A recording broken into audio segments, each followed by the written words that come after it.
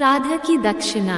एक बार एक पंडित जी को बहुत दिनों तक काम नहीं मिला, तो वे एक जाट से बोले, जाट देवता, आज तुम्हारे पिता मुझे सपने में दिखाई दिए।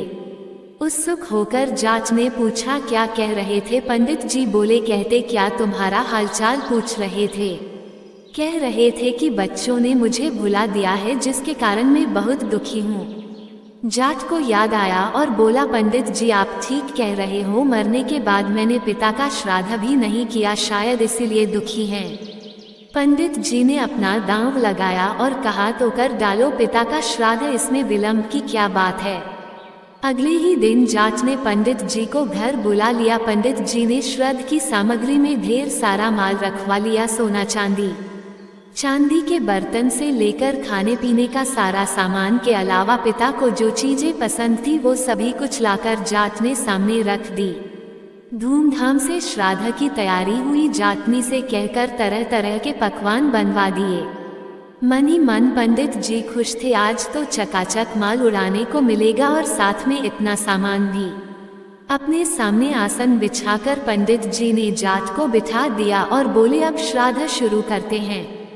तुम्हें इस बात का ख्याल रखना है, जो मैं कहूँगा वही तुम्हें कहना है और जैसा मैं करूँ वही करना होगा। जाट ने बात मान ली। दोनों आमने सामने जमकर बैठ गए। श्राद्ध शुरू हुआ। पानी की तरफ इशारा करते हुए पंडित जी जाट से बोले, आचमनी में जल लेकर पहली आचमन कर डालो। उसी तरह लोटे की तरफ इशारा करते हुए जाट भी पंडित जी से बोला, आचमनी में जल लेकर पहले आचमन कर डालो।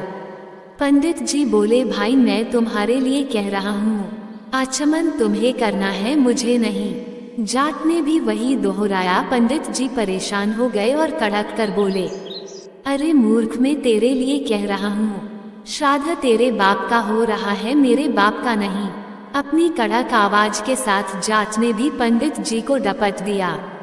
तब तो पंडित जी से रहा न गया। घूसंड दिखाते हुए बोले, तू नहीं मानेगा। जाट ने भी अपना घूसंड बनाया और पंडित जी को दिखाते हुए बोला, तू नहीं माने। पंडित जी ने आव देखा न ताव एक तगड़ा हाथ जाट की कनपटी पर जड़ दिया। बोले, पहले तेरी खोपड़ी दुरुस्त कर दूं, बाद में श्राद्ध होता रहेगा। झापड़ इतनी जोर से पड़ा कि 1 मिनट के बाद ही जाट को होश आया। होश आने के बाद उसने भी अपनी बाहें चढ़ाई और बदले में पूरी ताकत के साथ पंडित जी के गाल पर तगड़ा हाथ जड़ दिया। पंडित जी को तारे नजर आने लगे। उन्हें 2 मिनट के बाद होश आया। तब क्या था, पंडित जी और जाट दोनों में लात घूसों से मारपीट होने लगी। पंडित जी जितनी लात मारते उतनी ही लाते जाट की भी खा जाते। जाट के शरीर पर जिस जगह पंडित जी का भूसा पड़ता, उसी जगह पलटकर जाट भी उनके घूसे धर देता। मन ही मन पंडित जी सोचने लगे, मूर्ख से पाला पड़ गया है। उन्होंने कई बार जाट को समझाया, लेकिन जाट की समझ में कुछ नहीं आया। बहरहाल नतीजा ये कि बात पर फिर बात बढ़ी और दोनों फिर से गुत्था होकर लड़ने लगे।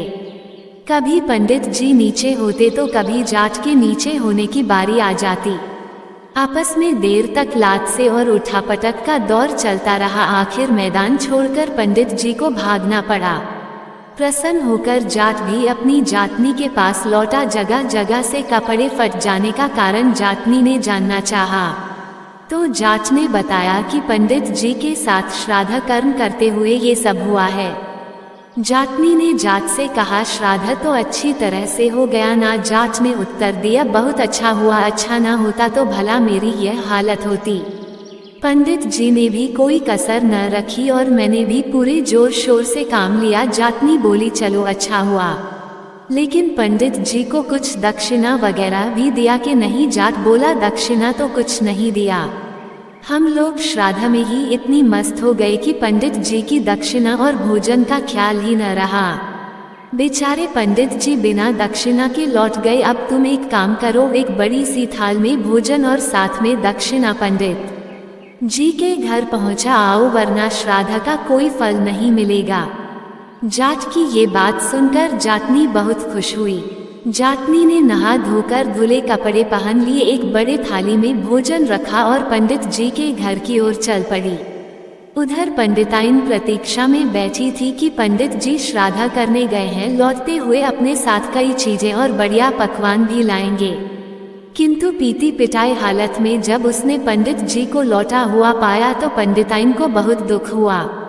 पंडित जी से सारी कहानी सुनकर वह क्रोध से लाल पीली हो गई थी। पंडित जी का क्रोध अभी उतरा भी ना था, दोनों पति पत्नी क्रोध से उबल रहे थे। अचानक जातनी को अपने घर आया देख दोनों उठ खड़े हुए। गुस्से से मस्तिष्क तन गई। घर के अंदर कदम रखते ही दोनों जातनी पर टूट पड़े, सारा गुस्सा उस पर झाड़ दिया। जातनी बेचारी चुपचाप उनकी मार सहती रही। वह सोच रही थी कि शायद इसी तरह दक्षिणा दी जाती है। काफी पिट जाने के बाद वह पंडित जी के घर से निकालकर भाग खड़ी हुई। घर पहुंचने पर जब जाट ने पूछा तो बोली, श्राद्ध करना आसान है किंतु दक्षिणा देने का काम बहुत मुश्किल है। तुम अगर दक्षिणा देने जाते तो मालूम होता कि कैसे दक्षिणा दी जाती है। दोस्तों, आपको ये मजेदार कहानी कैसी लगी कृपया कमेंट करके जरूर बताएं। वीडियो पसंद आया हो तो लाइक करें और ऐसे ही और भी बहुत सारी मजेदार कहानियों को सुनने के लिए चैनल को सब्सक्राइब जरूर करें।